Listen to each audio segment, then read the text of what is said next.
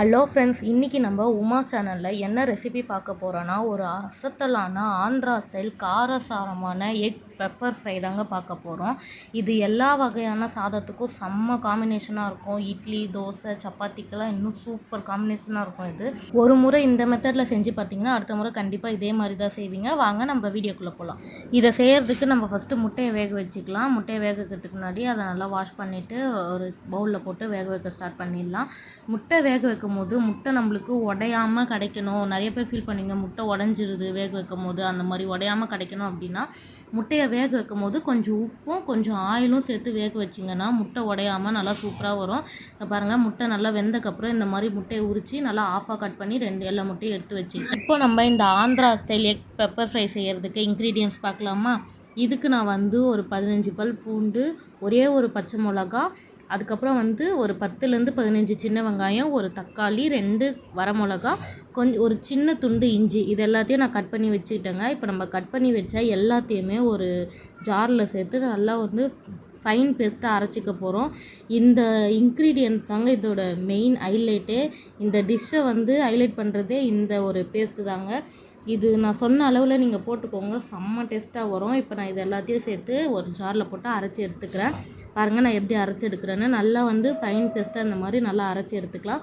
இப்போ ஸ்டவ்வில் ஒரு பேன் வச்சுக்கலாம். பேன் நல்லா ஹீட் ஆனதுக்கப்புறம் தேவையான அளவு ஆயில் ஊற்றிக்கலாம்.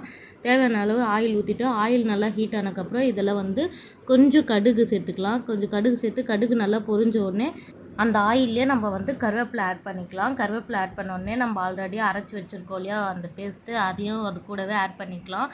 இந்த பேஸ்ட்டை ஆட் பண்ணக்கப்புறம் இது நல்லா வேகணுங்க. நான் ஆல்ரெடி உப்பு சேர்த்து அரைக்கலை, அதனால் நான் இந்த தொக்குக்கு தேவையான அளவு உப்பு ஆட் பண்ணிக்கிறேங்க. நீங்கள் உங்களுக்கு எவ்வளோ தேவையோ அதுக்கேற்ற மாதிரி உப்பு ஆட் பண்ணிக்கோங்க. இப்போ நம்ம வீட்டில் அரைச்ச மிளகாத்தூளுங்க, இதை நான் டேஸ்ட்டுக்காக ஆட் பண்ணுறேன். இது ஆப்ஷனல் தான், அது உங்களோட விருப்பம். இப்போ வீட்டில் அரைச்ச மிளகாத்தூள் போட்டால் இன்னும் கொஞ்சம் டேஸ்ட் நல்லாயிருக்கும் அப்படின்றதுக்காக நான் வீட்டில் அரைச்ச மிளகாத்தூள் ஒரு 1/2 ஸ்பூன் ஆட் பண்ணிக்கிறேங்க.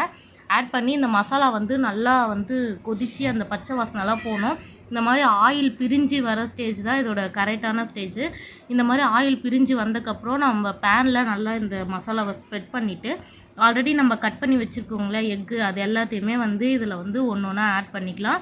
நல்லா எக்கில் மசாலா படுற அளவுக்கு அந்த மசாலாவில் கொஞ்சம் நவுத்தி அதை கொஞ்சம் ஓரம் இது பண்ணி அந்த மாதிரி எக்கை நல்லா ஸ்ப்ரெட் பண்ணி வச்சுடுங்க பேனில். இந்த மாதிரி எல்லா எக்கையும் நம்ம இப்போ பேனில் அரேஞ்ச் பண்ணிடலாம். அவ்வளோதாங்க. இப்போ இந்த மசாலா ஒரு மீடியம் ஃப்ளேம்லேயே ஒரு 5 மினிட்ஸ் நல்லா குக் ஆகணும். அப்போ தான் நம்ம எக்கில் மசாலா நல்லா ஒட்டும். இது மாதிரி 5 மினிட்ஸ் குக் ஆனதுக்கப்புறம் மேலே பெப்பர் தூவிட்டு அப்படியே திருப்பி போட்டுக்கோங்க. ஏன்னா திருப்பி நம்மளால் திருப்பி போட மாட்டோம் இல்லையா, அதனால் ஃபஸ்ட்டு மேலே பெப்பர் தூவிட்டு அப்படியே திருப்பி போட்டுக்கோங்க. பாருங்கள் நம்ம எக் மசாலா எப்படி சூப்பராக ரெடியாக இருக்குது அப்படின்னு சொல்லிட்டு இந்த மாதிரி திருப்பி போட்டு இன்னும் ஒரு 5 மினிட்ஸ் அப்படியே நல்லா குக் ஆக விடுங்க. குக் ஆனதுக்கப்புறம் திருப்பி மேலே கொஞ்சம் பெப்பர் தூவிக்கோங்க. அவ்வளோதாங்க, ரொம்ப சூப்பரான காரசாரமான Andhra style egg pepper fry ready ஆயிடுச்சுங்க. இந்த ரெசிபியை நீங்களும் கண்டிப்பாக உங்கள் வீட்டில் செஞ்சு பாருங்கள். நான் எங்கள் வீட்டில் செஞ்சு கொடுத்தேன், எல்லாருமே சாப்பிட்டு சூப்பராக இருக்குன்னு சொன்னாங்க. நீங்களும் உங்கள் வீட்டில் கண்டிப்பாக இந்த பெப்பர் ஃப்ரை செஞ்சு பாருங்கள். நம்ம உமாஸ் சேனலில் சப்ஸ்கிரைப் பண்ணிக்கோங்க, லைக் பண்ணுங்கள், மறக்காமல் கமெண்ட் பண்ணுங்கள். நம்ம உமாஸ் சேனலில் நிறைய ரெசிபி வீடியோஸ் எல்லா வீடியோஸையும் பாருங்கள். மறக்காமல் இந்த Andhra style egg pepper fry நீங்கள் செஞ்சு பார்த்துட்டு எப்படி இருந்துச்சுன்னு கமெண்ட்டில் சொல்லுங்கள்.